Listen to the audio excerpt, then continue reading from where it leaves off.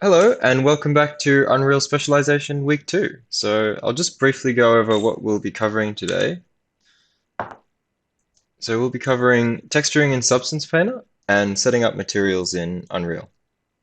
So before we get into that, I'll just go over some things about getting external assets into your scene.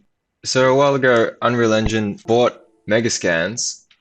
So when you're making a project with Unreal, you get the entire Megascans asset library for free through the Quixel Bridge plugin.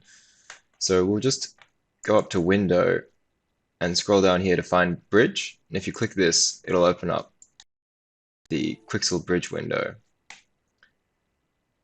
It'll prompt you to log in. So there's lots of great assets in here. You've got meshes, materials, rocks, trees, props, heaps of great stuff in here. Yeah, so to add one into your project, you just find the asset you want and you can select the quality level you want. You're not always going to need the absolute highest quality, so I'd recommend that generally you go with medium quality. One of the requirements for the first assignment is that you keep your game under 10 gigabytes. So if you're downloading enormous rocks that are like 5 gigabytes each, then your scene's going to get pretty huge pretty fast. So we'll just click this to download it into our Megascans library. So if you find that your C drive is filling up really fast and you don't know why, it could be because the Megascans library is filling it up. You can set where it downloads these assets to in your Megascans bridge settings, which is, I think, up here in Preferences.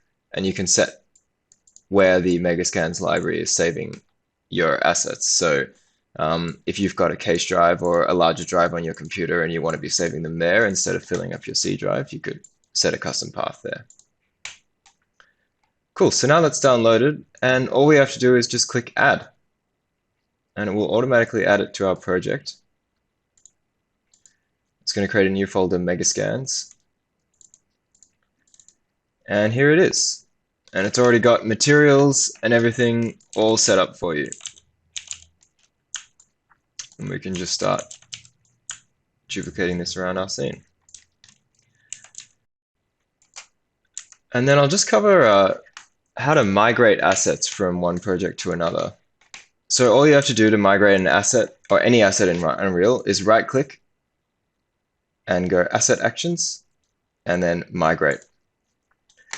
And you see here, it's automatically found all of the dependencies. So this is anything that the asset you're migrating is linked to. So because our level has this Megascans pillar in it, it's found that, okay, it's using the Megascans pillar, so it's gone and taken that Megascans pillar mesh.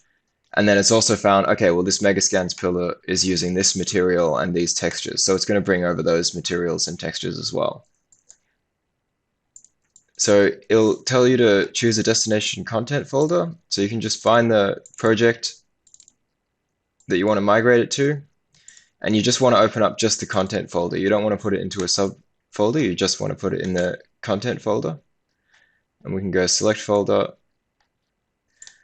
Now, this is something that happens a lot when you're migrating content from one project to another, is that there might already be a material that exists in the project you're migrating to that has the same name. So for here, it's found that in the project I'm migrating to, it already has this Megascans base material. So it'll ask you if you want to overwrite this. I would pretty much always say no when it says, do you want to overwrite the material? And the reason for that is that if you select no, it'll replace the references for the assets you're bringing in with the references for what's already there. Whereas if you select yes to overwrite, then when we bring in these pillars, they'll look fine. But any other mesh that's in our scene that was using the Megascans material, now those material references are going to be broken. So the rest of your Megascans assets are just going to look like gray mush. And now if we open up our other project,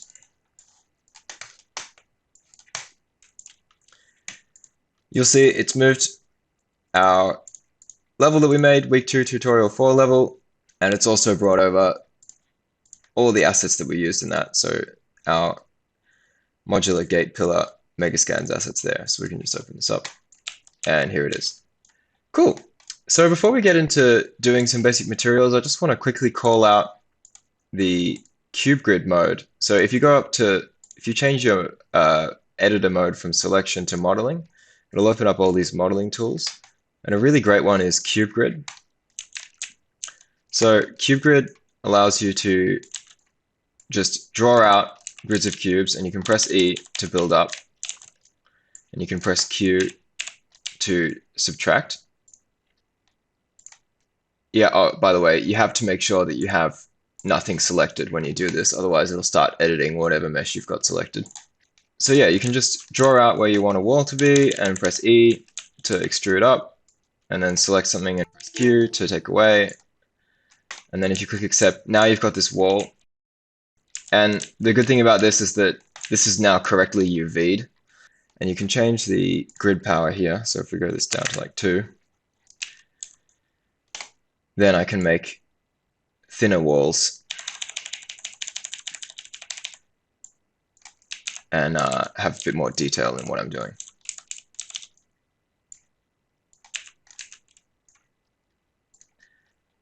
So yeah, pretty cool. And yeah, I just wanted to call that out for any of you who are going to be making walls and stuff for your scene. This is something that's super helpful. Okay, so let's get into setting up a basic material. So the way materials work in Unreal is that you have a parent material, and that's where you set up your shader. And then you have instances of that material where you'll change parameters like color or anything else you've set up in your parent material as a changeable parameter. So the material editor in Unreal works exactly like the shader graph in Unity, and that's because the Unity shader graph was actually based off the Unreal material editor. So if we just drag in a sphere here, and another sphere, and maybe a cone.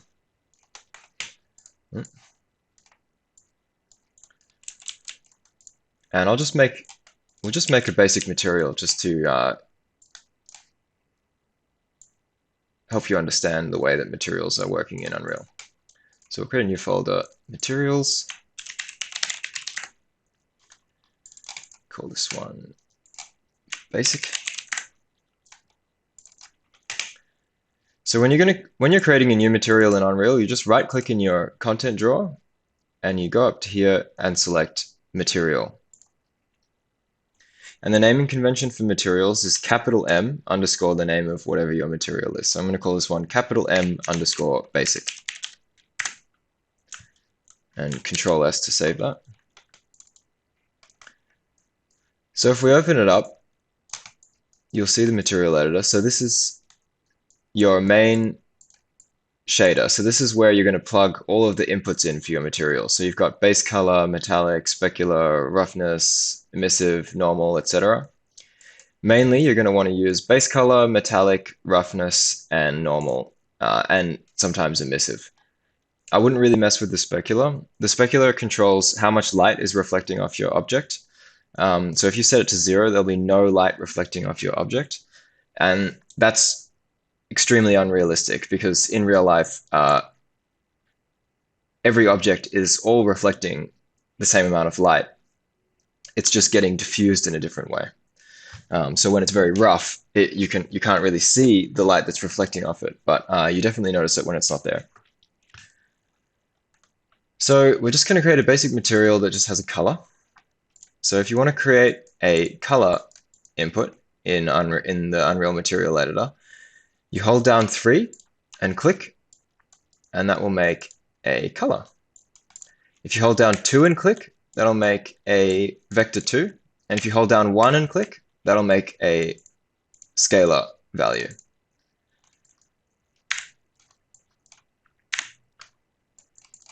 Also, anytime you want to make a node in the material editor and you don't know the shortcut, you can right click and you can search in here.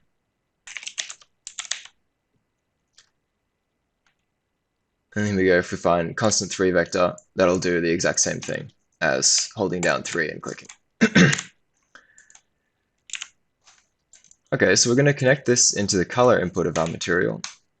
and apply and save that. And I'm just going to set this to, I don't know, like a blue.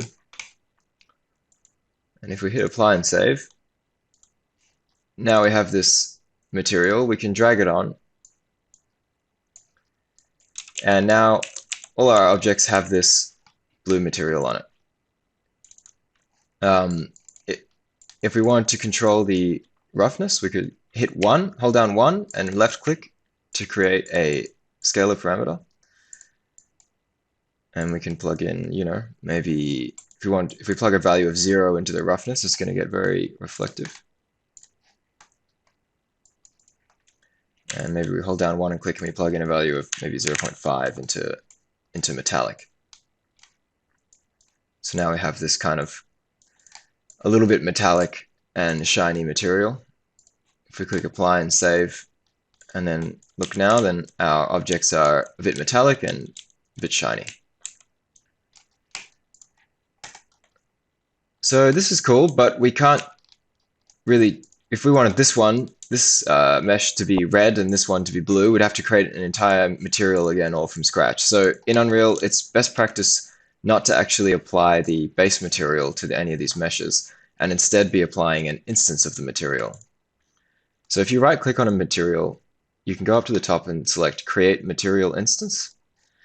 And this will create an instance of the material. And this has all the same properties as the parent material, but you can change whatever parameters you've exposed. And the naming convention for material instances is capital MI for material instance, underscore the name of whatever you want to call it. So I'm going to call this one capital MI underscore pink. And Control S to save that. So if we open this up, you'll see it's very different to when you open up a parent material. There's no graph. We only have this details panel and a preview. And right now, the only thing we can change is the parent material, and we can't actually change any parameters yet. And that's because in our parent material, these are all hard-coded values. These aren't parameters that we can change. So to turn these into parameters we can change, you just right-click on any value in the material editor and select Convert to Parameter. So I'm going to call this one Color and save that. And I'm going to right-click on this one and call this Metallic. And I'm going to right-click on this one and I'm going to call this Roughness. And apply and save. And now when you go to your material instance, you'll see that we have these parameters available now. And if I change these, it'll update in real time in this preview editor. So I want this one to be pink, so I'm going to change this to pink. You have to check this little checkbox if you want to be overriding those values from what is set by default in the parent material.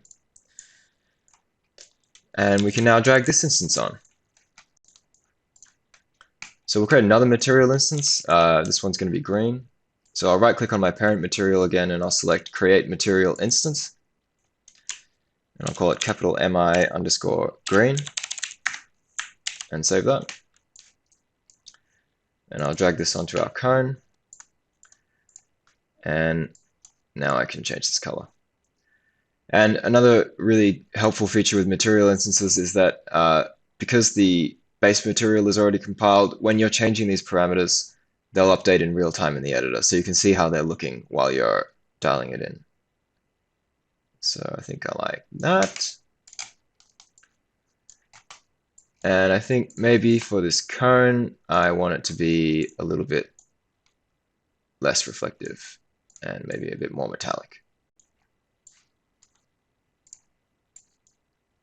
Cool, so there you go. So that's basic material instances in Unreal. And now we'll make a slightly more advanced one. So we'll make a wallpaper material. So I'm going to create a new folder, wallpaper. And you can download these textures from the project files on Canvas. So I've just pulled this wallpaper base color texture off the internet, and then I've used a site that I'll link in the description to pull a normal map out of that base texture. That website that I used is really great. It does a great job a lot of the time, but it'll basically just treat whatever texture you're feeding it as a height map and create a normal map from that. So sometimes it works better than others, but for this wallpaper texture, it worked pretty well. And I also used it to create a roughness map. So we'll import these three textures. We can just select them and drag it in. And right click and hit save. And we'll create a new material. I'm going to call it capital M underscore wallpaper. Control S to save that. And if you just drag textures straight from the content browser into your material editor, it'll automatically create a texture sample node with that texture assigned. So here we go. So we'll plug the base color into base color, we'll plug the normal into normal, and we'll plug this one into our roughness. And we can apply and save that. And I'll just create a material instance of it before I apply it to my wall. So I'm going to right click, create material instance. And save that.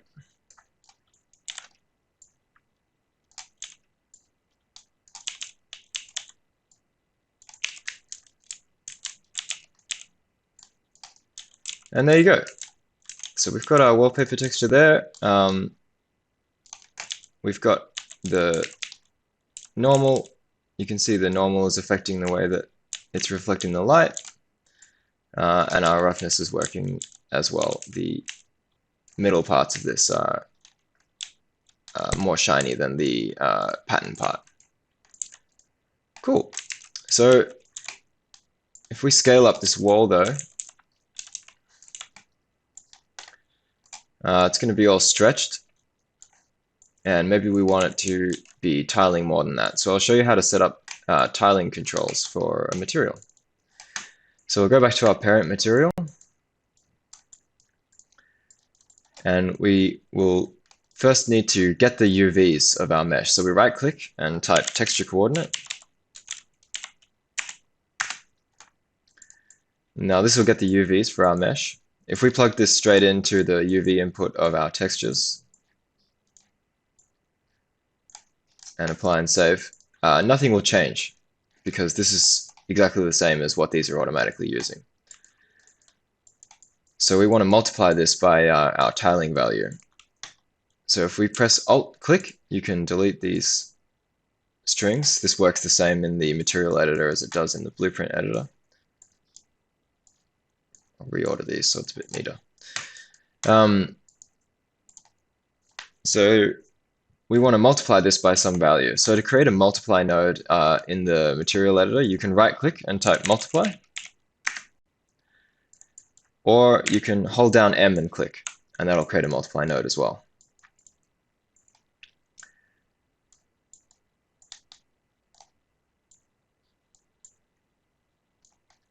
Plug that in.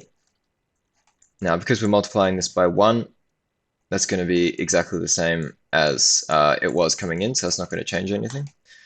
So we want to be able to adjust this tiling value. So we're going to hold down 1 and click to create a scalar parameter, and then we'll right click on it and go convert to parameter. So now this is something we can adjust on our material instance. So we'll call this tiling and apply and save that. So I'll plug that into the multiply node, and it'll immediately, you'll see that the texture just disappears. That's because our tiling is set to 0. So it's infinitely big. So it's our entire material is just the first pixel. So if we set this back to something reasonable like 0.5, then you'll see our texture comes back again. And if you hover over the default value here and click from side to side, you can change it. So you can see that as we change this tiling parameter, as we make it bigger, it's tiling more, and as we make it smaller, it's tiling less. And because we've converted this to a parameter,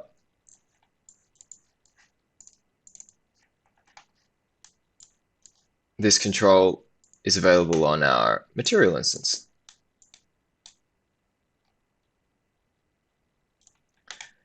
So the tiling's working, but it's only globally tiling our UVs. So it's still stretched more across than it is up and down. So we want to be able to adjust the tiling of the U and the V separately. So to do that, we're going to go back to our wallpaper material.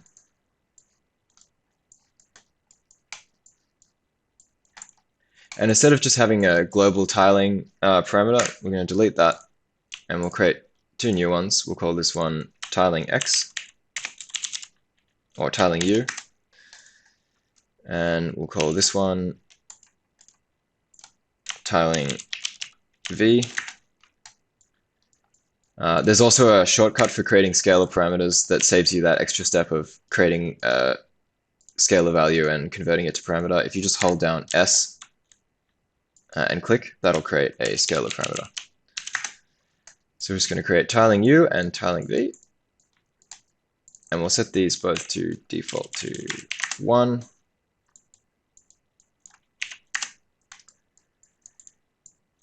So our UVs are a vector 2, and we're multiplying it.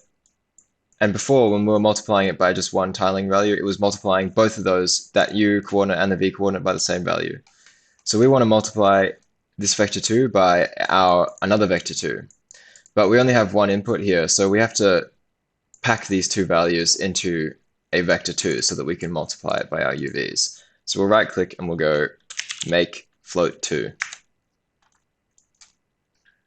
And if we plug our U and V tiling into here and plug that into our multiply, now this has created a vector 2 and we can multiply that correctly with our UVs.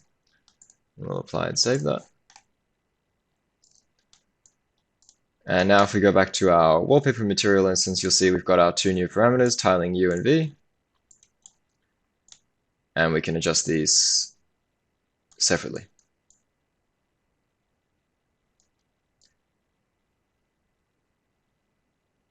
And now our wallpaper's looking cool. Doesn't really match very well with these pillars, but what are you going to do?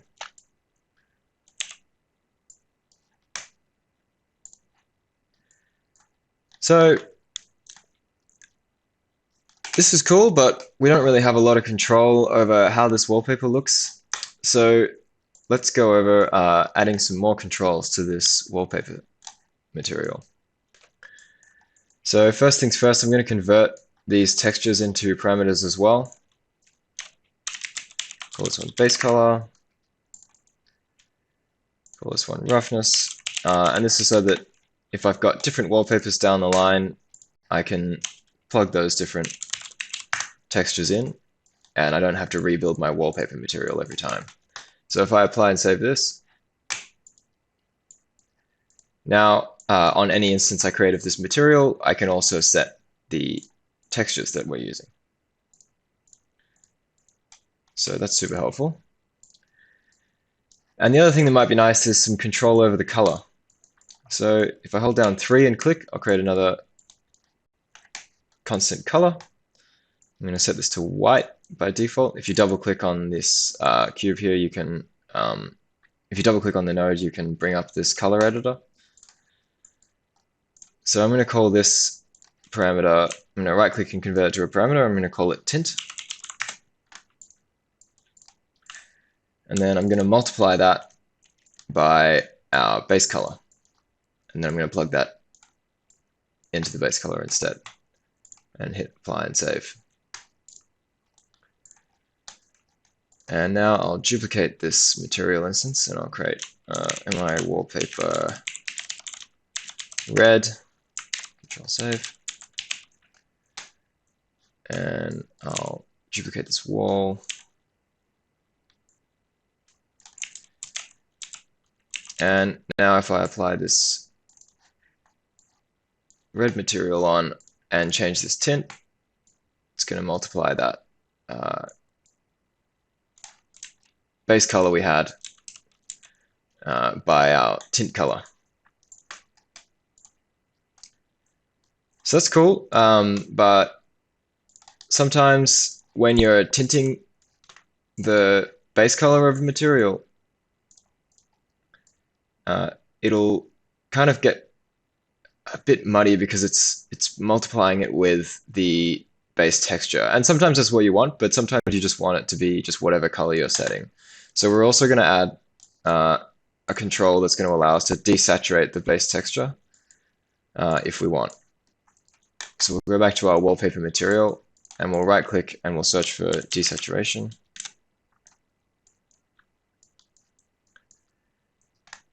And we'll plug that in here. So by default, this is going to be 1. We don't actually want it to be desaturated by default. Whatever you plug in here will be the amount that you're desaturating it. So we're going to create a parameter for this. So we'll hold down 1 and click, and then right click convert to parameter, and we'll call this desaturation. And we'll leave that at default 0, so that by default, it's not desaturating our base color texture. And now if we go back to our material instance, we've got this slider here we can use to desaturate this base color. And now, because we're tinting it after we're desaturating it, we'll still get the color from the tint, but it's not getting polluted by the base color. So that's a handy control to have that you're probably going to use a fair bit.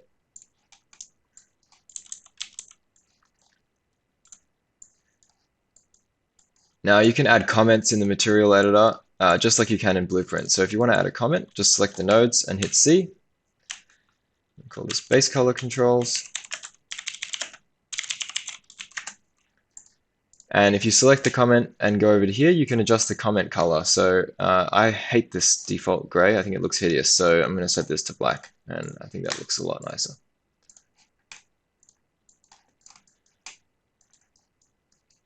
Cool. These comments don't do anything, by the way. They just help you read your code better. So another thing we might want is some control over the roughness of our material. So you can see here the middle part is quite shiny and the main part of the pattern is quite rough. So if we want to be able to have a bit more control over this, we could just multiply overall our roughness by a value. But even better would be to still be able to keep the fact that this has a bit of a different roughness value to the main part. So for that, we'll use a lerp. So we'll right click and we'll search for linear interpolate or lerp. Lerp is the same thing as linear interpolate, it's just short for linear interpolate. And we'll plug in our roughness map as the alpha for this lerp. So this is essentially going to interpolate between 0 and 1 with our roughness map as the alpha.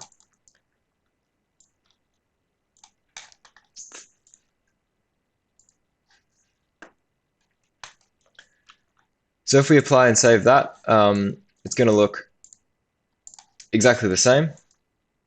And that's because this alpha is a black and white texture, so the values are between 0 and 1, and we're interpolating between 0 and 1. So it's just going to give us the exact same values. So in order to have some control, we want to be able to adjust what this min and max value is. So we'll create 2 new scalar parameters.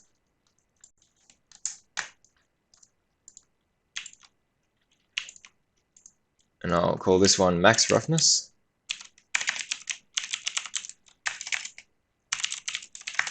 And I'll set this to a default value of 1. And I'm going to convert this one to a parameter. I'm going to call this one min roughness. And I'll leave that as a default of 0. And we'll plug that into the A and the B. And apply and save. And now on our material instances, we've got these new parameters for us, the min and max roughness. So I'm going to go over to my red material, which is the one that I've applied to this. And if I lower this max roughness, you'll see that the main part of our texture is getting a lot more shiny. And if I up the minimum roughness, now overall it's a lot more rough. And if I set both of these to something very, very low, now our whole thing is super shiny. So that's something super useful for if you've done a roughness map or something in Substance Painter, but you just want to be able to dial it in exactly. This just gives you that extra bit of control. And click Save.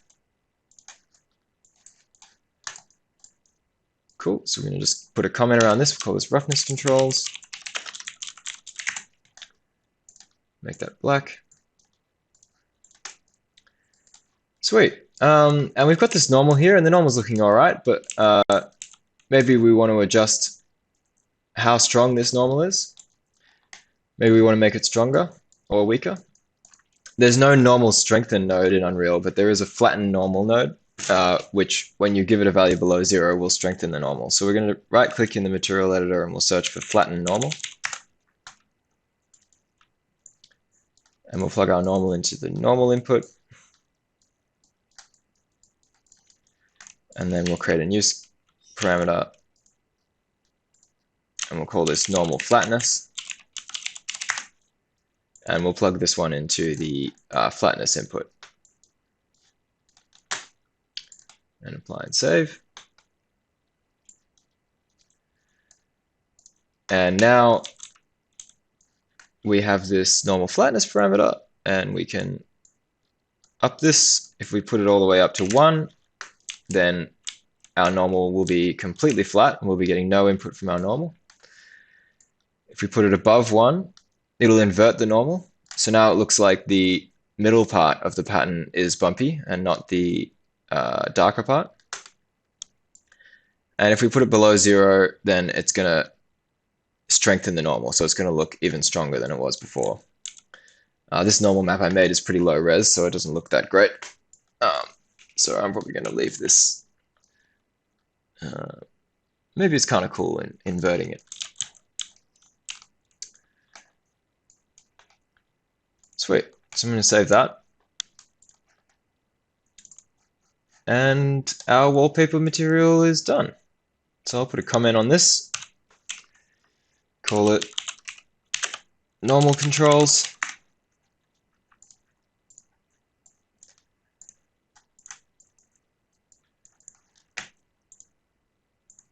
And there you go. So that's just a pretty standard setup that you'll have for a lot of the time when you're dealing with textures and making your own materials for walls and environment and stuff like that.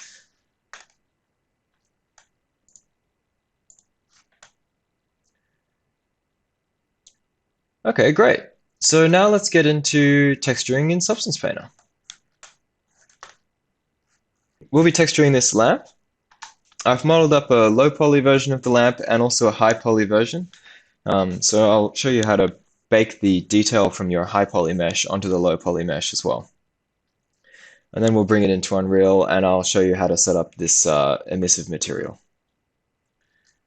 So I've modeled up this lamp for us, and I've made a low poly one, which we're going to use in Unreal, and this is what we're going to be doing our textures on. I just want to note that on all of these edges here, I've put bevels, and that's so that Substance Painter can read the curvature better. If you don't put a bevel on the edges of your mesh, then Substance Painter doesn't read the curvature very well, and you won't get the most out of the program. Also, same with Unreal, the bevels really help for getting that little fleck of lighting around the edges. So yeah, just make sure you're putting bevels on the edges of your mesh. You don't have to go too crazy with it. I've only put three vertices here for the bevel, but just as long as you've got something there. And then I've also created I've subdivided that lamp and sculpted some detail into it. This one is super high poly, and I've just sculpted in some scratches and imperfections that we're going to use to bake the detail from this onto our low poly in Substance Painter. So in the project files, you should have this lamp low poly and lamp high poly. So we'll create a new Substance project. So we'll open up Substance Painter.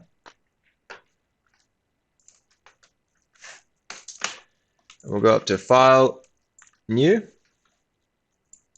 So it'll prompt you to select your file. So we'll go and we'll find our lamp low poly.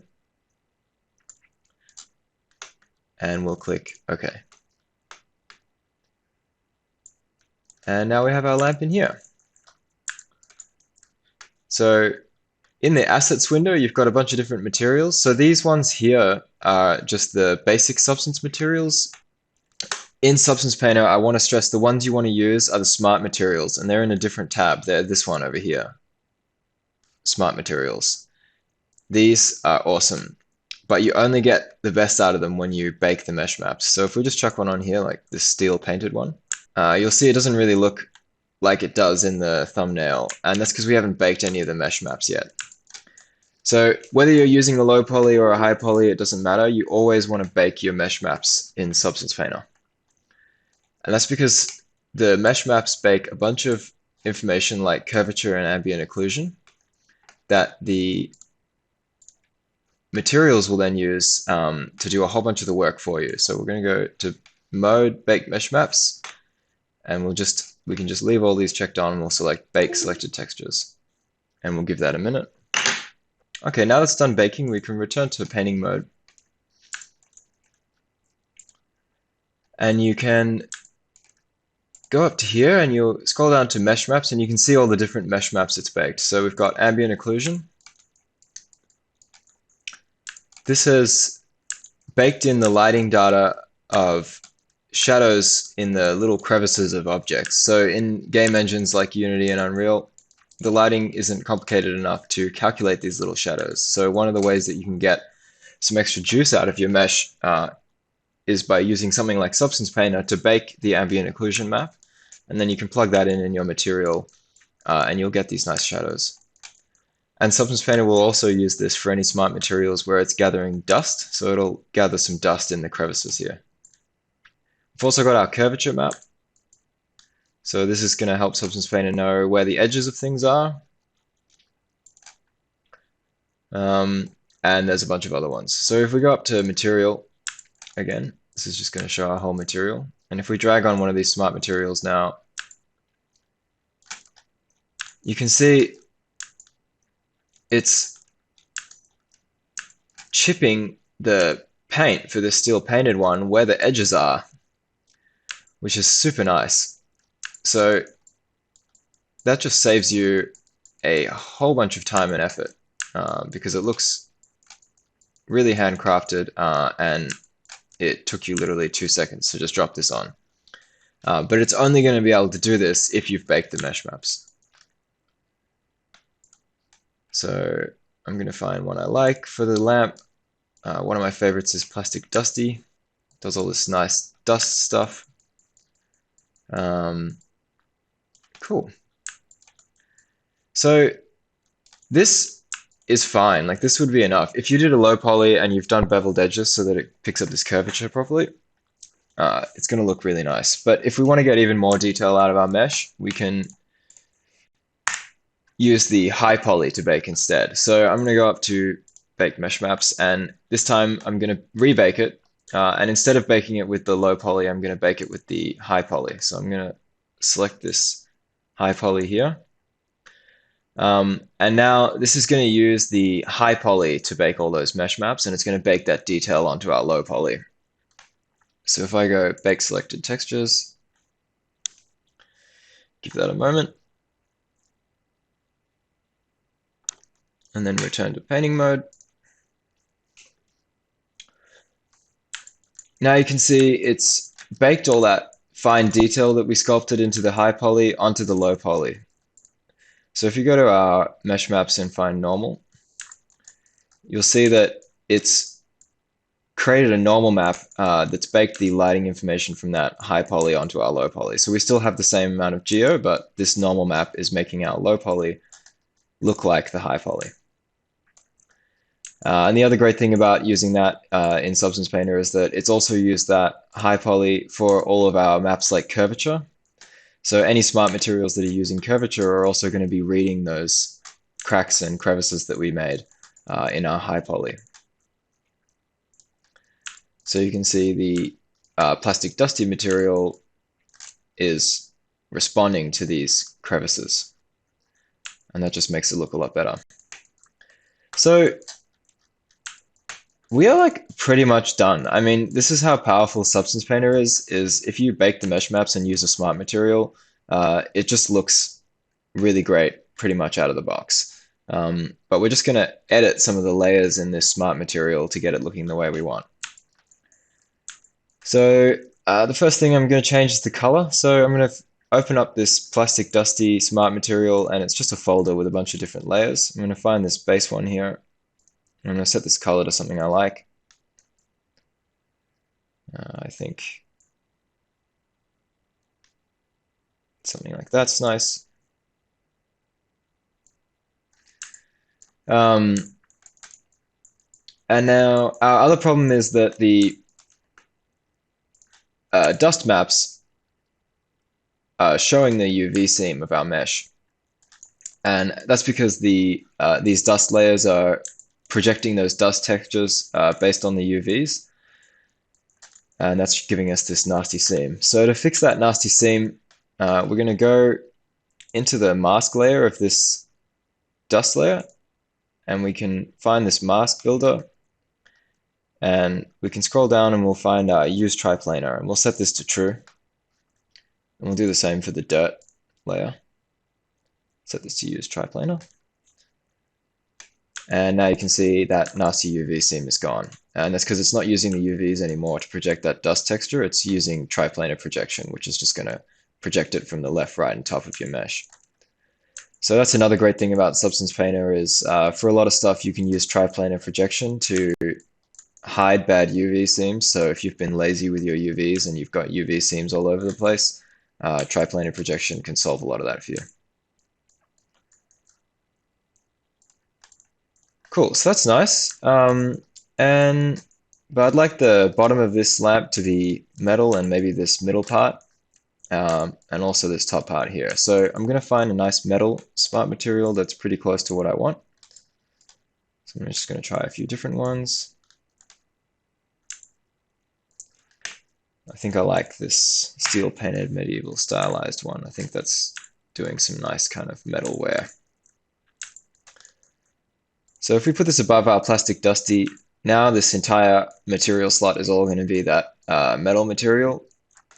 But if we want to just have it on certain parts, what you do is you right click on that entire folder and you go add black mask. So this is just going to add a mask just like it works in Photoshop. And if it's entirely black, then it's not going to be showing on any part of our mesh. If we want to be able to paint it onto certain areas of the mesh, we can right click on the mask and select Add Paint. And now if we paint, this is going to paint in where we want that material. So we could just paint it along the middle here, but sometimes it's easier to just select the vertices you want the material to be on. So Substance Painter has this handy vertices paint mode. So I'm just going to select the vertices I want. I want like a nice band across the middle here.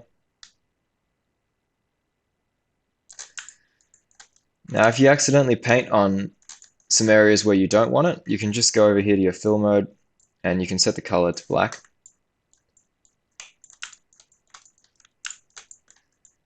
And now you're going to be painting black on the mask, so it's going to be taking away from the mask. So I'll get rid of this.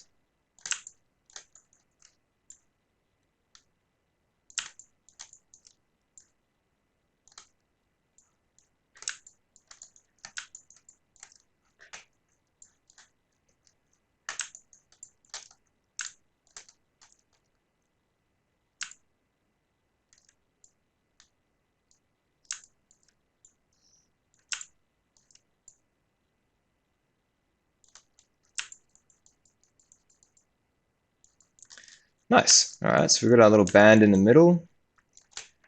And I want this base to be metal as well. So I'm going to make that base metal.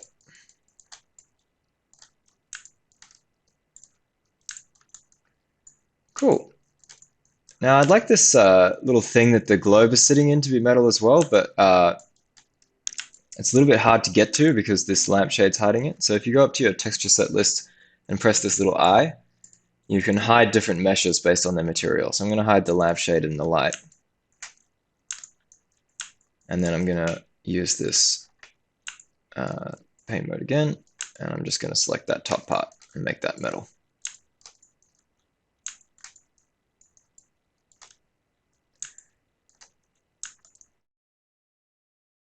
And we're pretty much done. So we're just going to repeat that for the other material. You probably don't need to paint the lamp light itself, but we'll do the lamp shade. So I'm going to find a nice fabric. I'm going to search in the Smart Materials window for fabric. Got this flannel one.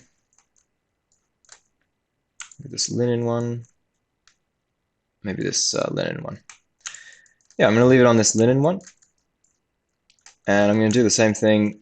For this, I want the little strips here to be metal.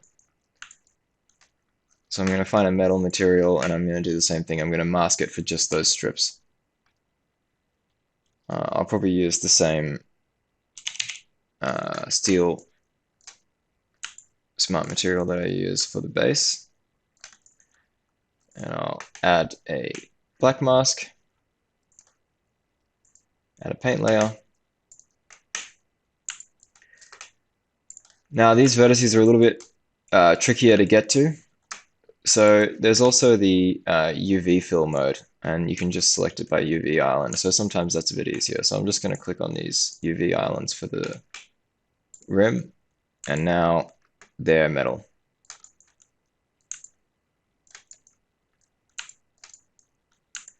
Awesome. So we're almost done. But there's one more thing we want to do, and we want to add a emissive map to this lampshade so that it looks a little bit, so that we can use that in the material and Unreal to make it look a little bit more realistic. Because if it's just all emissive, then it's going to look a bit fake, and real lamps kind of have a bit of a fade off from the middle outwards in terms of how emissive they are. So on our lampshade material, we're going to add a paint layer at the top. And we're going to go down to the channels, and we won't actually be able to paint in the emissive channel yet. And that's because we have to enable the emissive channel in this material. So we're going to select our lampshade material, and we'll go to the texture set settings. And down here in channels, you can see all the different channels. So we've got base color, height, roughness, metallic, and normal. So we want to add one, and we want to add the emissive channel. And there we go. So now when we go to our paint layer, we've now got this option to add the emissive channel. So what we want to do is we want to enable the emissive channel so that we're painting in that. And we want to disable everything else so that we're not painting on the color or the roughness. And I'm going to set this to white.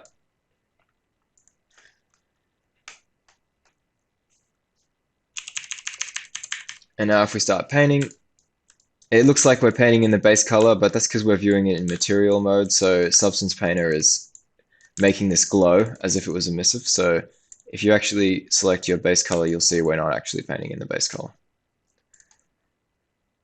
So to make it a bit easier while we work, I'm just going to set the view to just the emissive channel. And you'll see that the base of this isn't black, it's just alpha. So in order to make this a black and white emissive map, we're also going to add a fill layer, a black fill layer underneath our paint layer. We're going to set the color of this to black. And we're going to set the channel to just emissive as well. So now we have a black base for our emissive map. So when you're painting, you can change the alpha here by finding some different alphas, or you can go to your Assets tab and go to Brushes.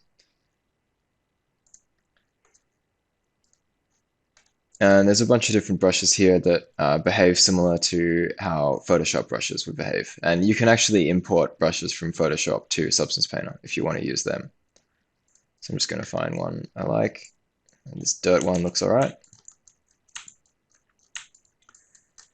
I don't want the emissive map to be perfectly white because then it's just going to be like this nuclear lamp. I want there to be some variation and subtlety to the emissive map. So I'm going to just get rid of this.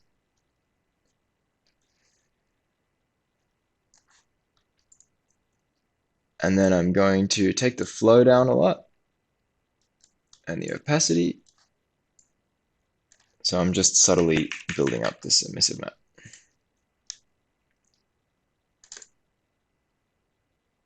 And I'd like the edges to just have a little bit of emissive so that they're glowing just a little bit.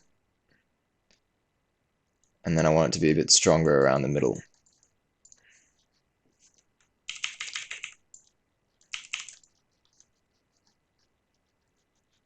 So I'm just going to build this up like that.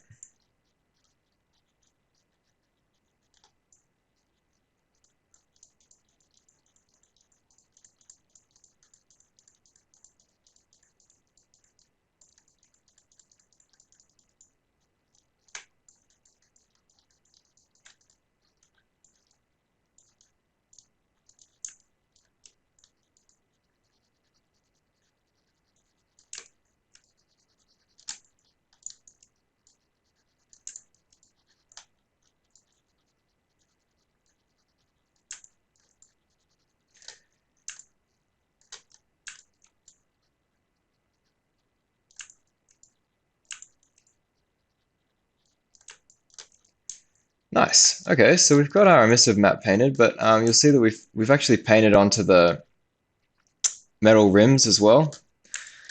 And we don't want them to be glowing because they're metal, so they would not be emitting any light. So we're going to add a mask to our paint layer. We can add a white mask this time. And then we'll add a paint layer to our mask. And we're going to set this to black. And then we can just use the UV chunk fill again to just mask off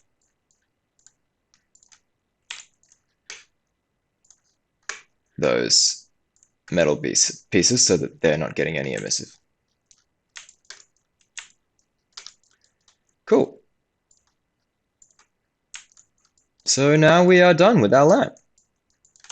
That's it. So let's export this and set it up in Unreal. So when you're exporting to Unreal, you're up to File, Export Textures. And here you can set the directory. So I'm just going to set this to lamp textures. Cool. And in the output template, there's a bunch of different templates here that will be just different ways of exporting the materials and different types of maps. The one we want is the Unreal Engine 4 template. So in brackets, it has packed. And that's because it's going to pack the occlusion map, the roughness map, and the metallic map into one texture. And it's going to have those in the red, green, and blue channel of that texture. And that's super helpful for games because you're always trying to use as little memory as possible and optimize space. So if you can pack those textures into the different channels of a single one, then that's great. So we're going to select that Unreal Engine 4 packed template, and we're going to go export. So now that's exported, and if you open your output directory, you'll see all the textures that Substance has exported from here. So we've got our base color, we've got our normal map, and then we've got this one, which looks crazy, and that's because it's got our ambient occlusion, our roughness, and our metallic map all packed into the red, green, and blue channels of this texture. And we've got textures for each one of the material slots we had on our lamp. And then we should also have this emissive map that we painted for our lampshade. So in content, I'm going to create a new folder called Assets.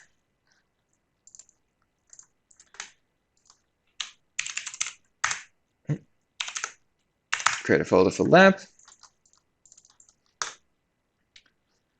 And I'm going to import the lamp low poly.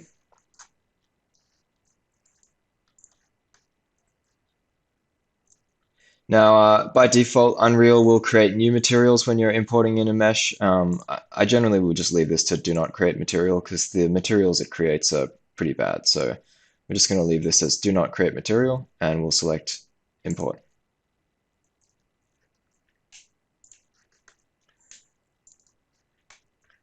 Cool. So if we open up the static mesh editor, you can preview the mesh and we can drag this in. And here's our lamp. I messed up the scale a little bit when I was modeling this, so it's way too big. So we're just going to scale this down.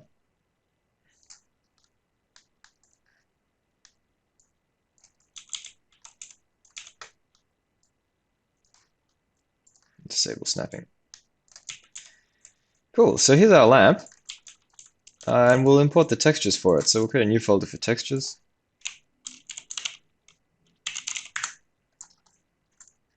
Save this mesh. And we can just drag these straight in from our Windows Explorer. So I'll just select all these textures and drag them in.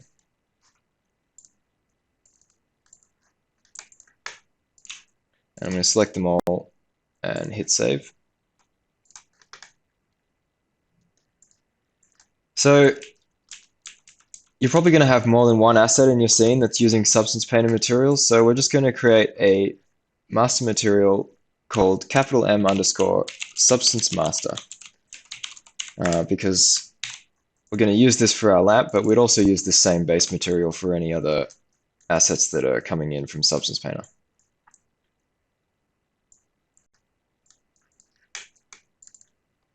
So we'll drag in our lamp base textures.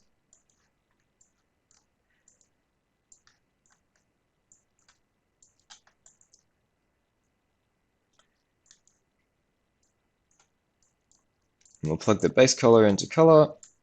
Now for this occlusion roughness metallic map has those maps packed into the R, G, and B channel in the order of the name.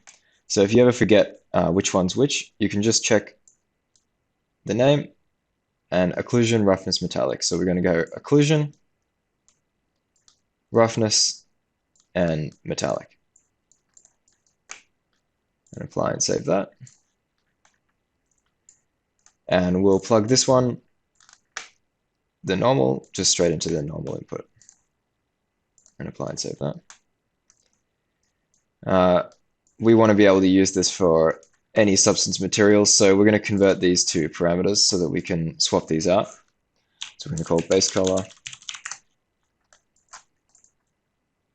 call this one, I'm just going to call it ORM, so I don't have to type out occlusion roughness metallic, and I'm going to call this one normal, and we'll apply and save.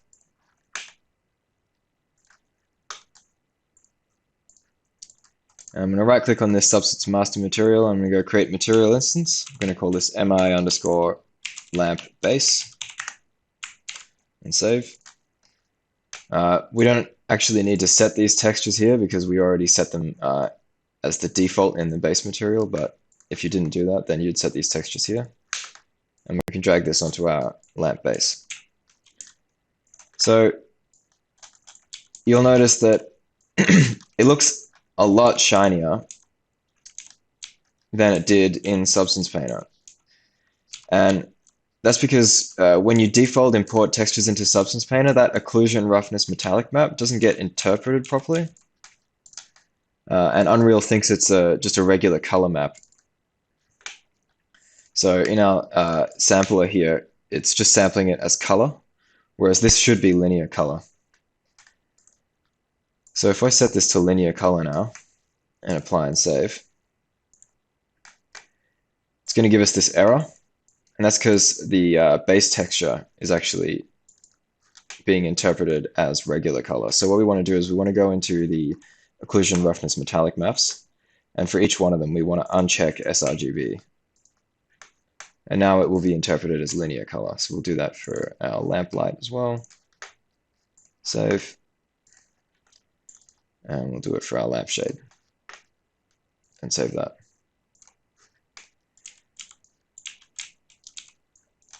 And now these materials are looking just how they looked in Substance Painter, and it's all being interpreted accurately.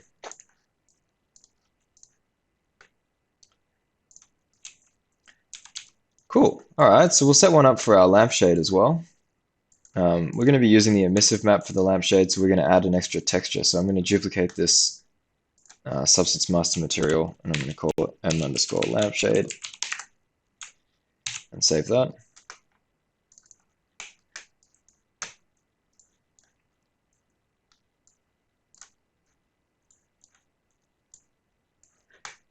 And I'm going to go to our textures, and I'm going to drag in this lampshade emissive map that we made.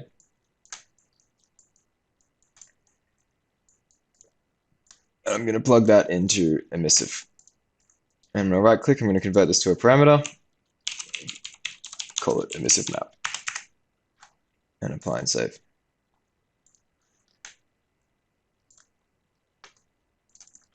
And we'll create a material instance before we apply it to our lamp. Call it mi_lampshade and save that. So the textures are all wrong, and that's because it's still using the textures from our lamp base. So I'm going to click this to override them. And I'm going to drag in the textures for our lampshade instead. So lampshade base color, lampshade normal, and the occlusion roughness metallic.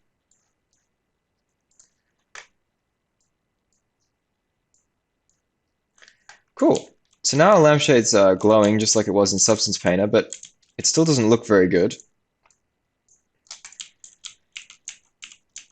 So there's something we can do to help that a bit, and that's instead of just plugging this emissive map straight into the emissive, we can multiply it with our base color so that essentially our base color is getting brighter where we've painted that emissive map. So if we go to our lampshade material, here it is. And instead of just plugging this emissive map straight into emissive, we can create a multiply node by holding M and clicking. And we'll multiply that emissive map with our base color. And we'll apply and save that. And now it's multiplying with the base color, so it looks a little bit more realistic. So in order to see this better, we're going to adjust the exposure of our scene. So we're going to go into place actors. I'm going to drag in a post-process volume. I'm going to set this to unbound so that it affects us even when we're not inside the volume. This works the same as the post-process volumes do in Unity. I'm going to go to exposure settings. And I'm going to change this from auto to manual. Everything's going to go black, and that's because by default this apply physical camera exposure is checked. So we're going to check this on, and we're going to disable apply physical camera exposure. And click save. So we could adjust the exposure here, but I'll probably leave this at 1 and instead just make our sunlight a lot dimmer. So I'm going to search for our directional light. And I'm going to take the intensity down a lot to something like 0.5. And I'm going to set it to blue so it looks a bit more like nighttime. Cool, and then we can see our lamp is glowing. It'd be nice to adjust how bright this lamp is and also be able to adjust the color. So we're just going to add some controls for that to our lampshade master material. So we'll hold down 3 and click to create a color parameter. We're going to call this one emissive color.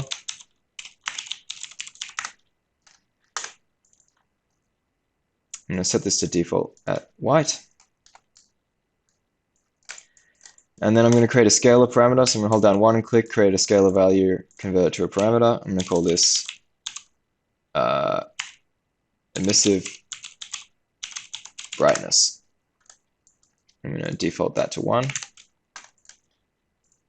we leave it at 0, there won't be any emissive. And so after we've multiplied it with our base color, I'm going to multiply it by our emissive color as well. And also by our emissive brightness. And then I'm going to plug that into the emissive color instead. And I'm going to comment this so it's a bit easier to read. call it emission controls. I'm going to set that to black. Nice. Apply and save. And now if we open up our lampshade material instance, we've got this color parameter and brightness parameter, so we can adjust this to, we can make it a pink lamp if we want, and we can make it a lot brighter. So you'll see it's not really lighting our scene very much, and that's because emissive materials don't really light the scene until they're super, super bright. And if we crank this up bright enough that it is lighting our scene, now our lampshade looks nuclear. So often for set dressing props like this, where it's a light, what you'll do instead of actually lighting it with the emissive is you'll leave this emissive at something that looks nice, like maybe 8, or yeah, 8's pretty nice. Save that. And what we'll actually do is we'll create a blueprint that has a light and the lamp, and the light itself will be an unreal light that's going to fake the way that the light's lighting the scene. So we'll create a blueprint for our lamp. We'll right click and create a new blueprint class. And this one's going to be an actor. Call it capital BP underscore lamp and click save.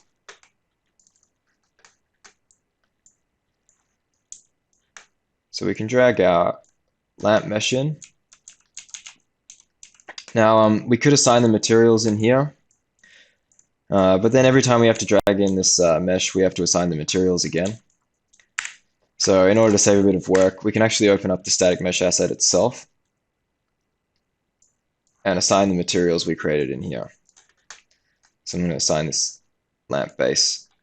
Oh, wrong one. If you want to see what material is what slot, you can click this little highlight button. So I can see this slot 0 is our lamp base, so I'm going to assign it there. And then I'm going to assign the lampshade to element 2. And there we go.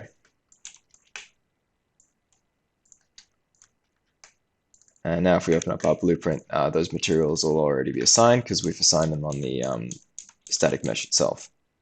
And anytime we drag this mesh in now, it's going to have those materials set up.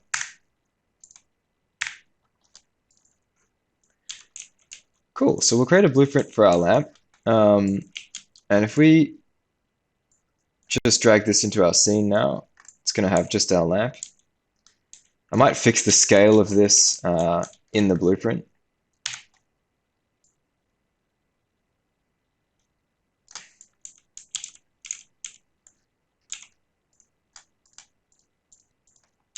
So I don't have to fix that scale every time. I'm going to move this up a little bit so that it's just sitting at the 0. Cool. So we'll add a light to this so that it will fake the way that the lamp illuminates the scene. So we're going to do components and add, and we'll search for rect light. I'm going to rotate this so it's angled down. I'm going to move it up to just below the lamp.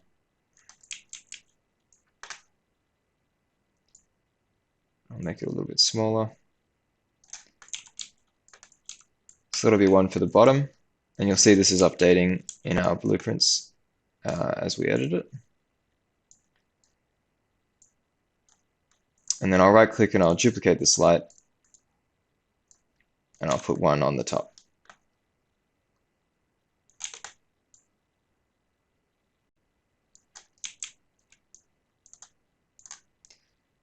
Delete this one.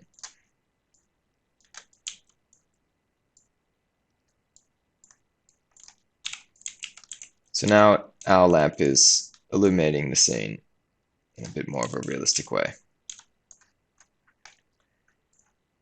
And maybe I'll adjust the color of this to be a pink so that it looks more like it's matching with the lampshade material.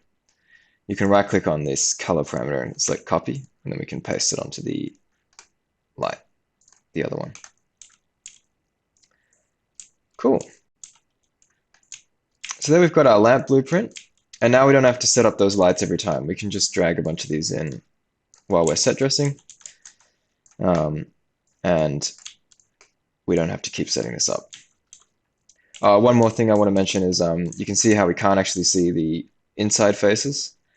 That's a checkbox in the material editor. So we'll go to our lampshade material and we'll open it up. And we'll select our lampshade shader and we'll check this box here, two-sided, and click apply and save. And now you can see the inside of the material as well. Cool. So this is cool, but something you're often going to want to do with materials in Unreal is you're going to want to be able to edit them with code. So we're going to add a function to be able to turn this light on and off. And to do that, we're going to need to access the emissive intensity value of this lampshade material and set it to 0.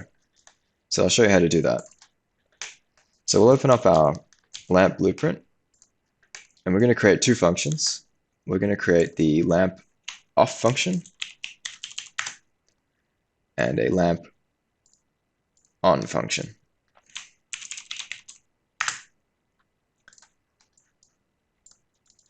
So we'll do the lamp off function first. So first thing we want to do with this is we want to disable these lights. We want to turn them off. So we're going to drag these lights from our components tab into our blueprint editor, and this is going to give us a reference to them. And if you drag off the blue pin, we can set visibility, and we'll set the visibility to off. And we'll do the same for our other light.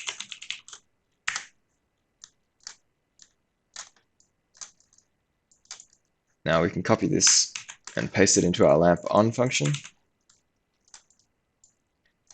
and just set this visibility to on again and click compile and save. And in order to preview this, we're going to go to our event graph, and off of begin play, we're going to get a set timer by event. We drag off of this little red square, and we can see this add event tab and add custom event. So we're going to create a custom event. We're going to call it toggle lamp. Compile and save. We'll set this to looping, and we'll set the time to 1.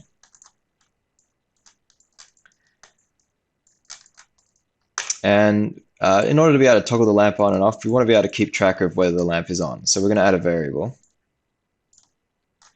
Call this lamp on. Compile and save. So we'll drag this lamp on variable into our event graph, and it'll give you these two options, whether we want to get the variable or set it. So we want to get it so that we can check what it is. So we're going to create a branch, which is like the blueprint version of an if statement. So if you hold down B and click, it'll create a branch. And we'll plug this into our toggle lamp. And this condition is going to be what it's checking, and if it's true, it's going to run this code, and if it's false, it's going to run this code. So we're going to plug our lamp on variable into the condition of our branch. So if our lamp is on, then we want to turn it off.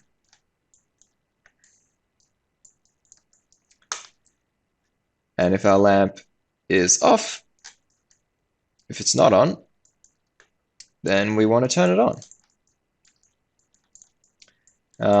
And then we also want to keep track of whether it's on or off. So we want to also set this variable. So we can drag this in and select set. And if we've just turned it on, we'll set lamp on to true. And for this one, we'll set it to false. And click compile and save.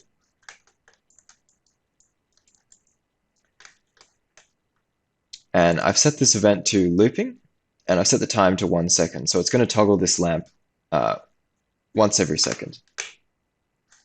And I'll save this. And now when we hit play on our game, once a second, it's going to toggle these lights on and off.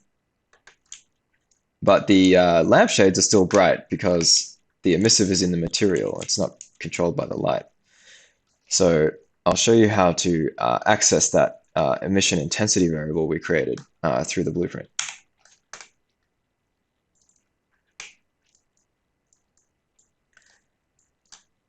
So in order to do that, we actually need to create something called a dynamic material instance, which is like a version of the material instance that is able to be edited by code. So we'll do that on the begin play. I'm going to create a sequence. This is just going to execute the code in order. And I'm going to do this before I set up this timer. So the first thing I'm going to do is I'm going to create this dynamic material instance. So I'm going to drag in a reference to the lamp. And I'll drag off here and I'll go create dynamic material instance.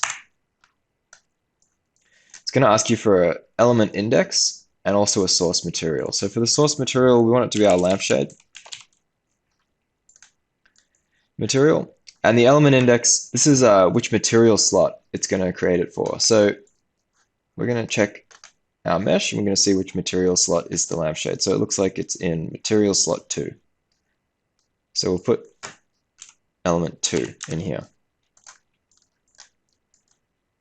And we'll connect that. So we can't do anything with this material yet. This little blue pin, this is a reference to the dynamic material instance that it's created. So if we want to be able to do stuff with this, we're going to promote this to a variable.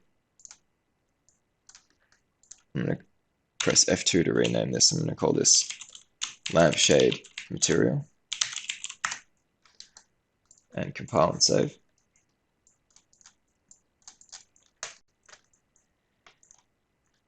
And now we have this reference to the lampshade material that we can use in our on and off function. So if we go to our lamp off function, we can drag in this reference to our material. We can go get, and we can drag off it. And what we want is the set scalar parameter value. We can connect that there. So it's going to ask you for a parameter name. And this has to be exactly whatever you named your emission intensity parameter in your original lampshade material. So I'm going to go check what I named mine. So I named mine emissive brightness. So I'm going to type that in here. Emissive brightness. Compile and save. And we can leave that at 0 because we just want to turn this off. So we're going to set that emissive brightness to 0. And we can copy this and put it into our lamp on function. But this time we want to be turning it back on again. So we're going to set it to something like 8 or whatever you like. Compile and save that. And we don't have to change anything here because this is just using those functions. So we can just close this, save, and now when we play, it'll also turn off the emissive on that lampshade.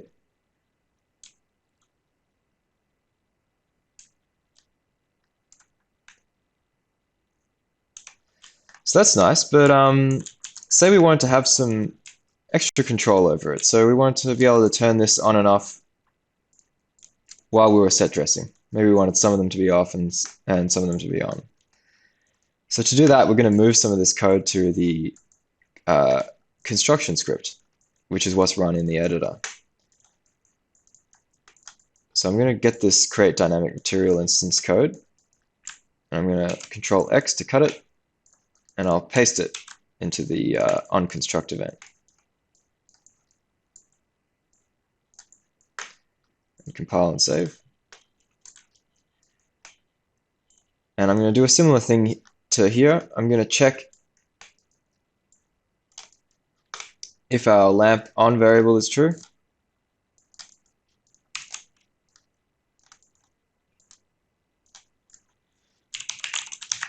Create a sequence node so that this happens first.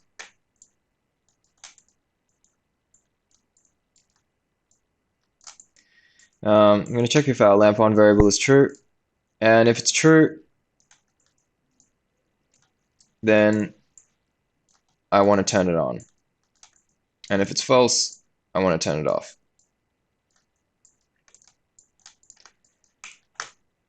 And compile and save that.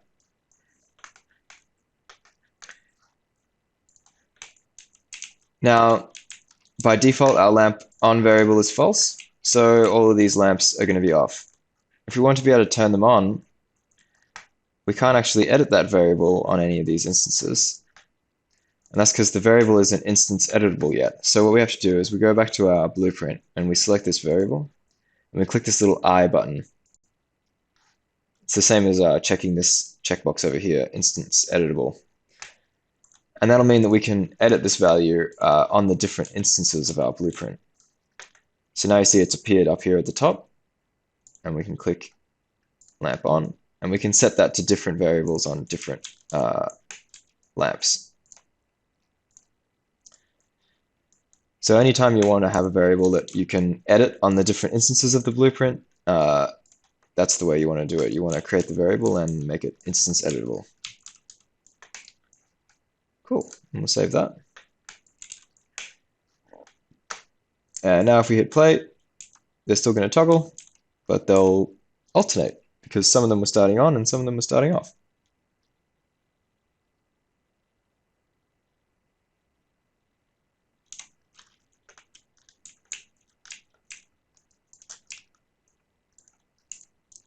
So we're almost done. I'll just add one more control to this because it'd be even cooler if we could also adjust the color on each one of these lamps. So I'll just show you how to do that. So I'm going to create a new function called setColor. Compile and save. I'm going to drag in my lights. I'm going to drag off them. I'm going to set light color. It's going to ask you for a color. I'm going to drag off this and promote this to a variable. I'm going to call this lamp color. Compile and save. I'm going to make this instance editable so I can change it on each instance of my lamp. I'm going to set this to a default value of maybe orange. Compile and save.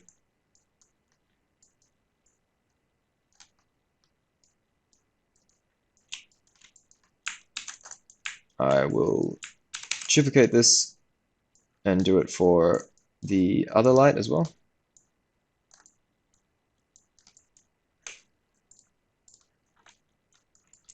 And then I'm going to get a reference to my lampshade material.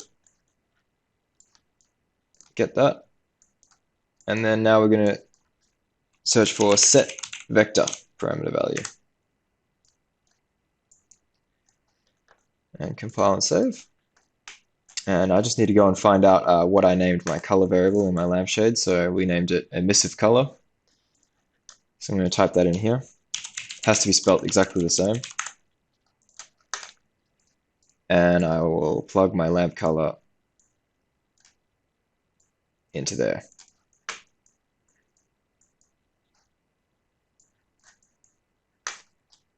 And we will click compile and save.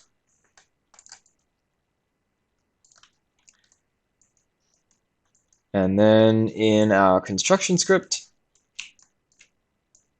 I'm going to add a pin to this sequence. I'm going to set the light on and off after this. And before I set it on or off, I'm going to run this set color function. And click compile and save. And now all our lamps will be set to this color, but we can change it on each one.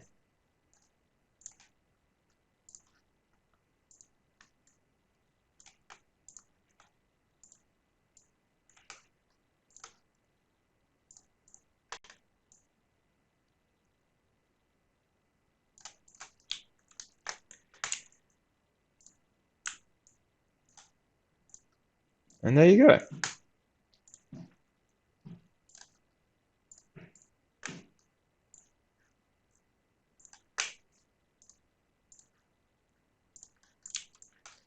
And if we hit play,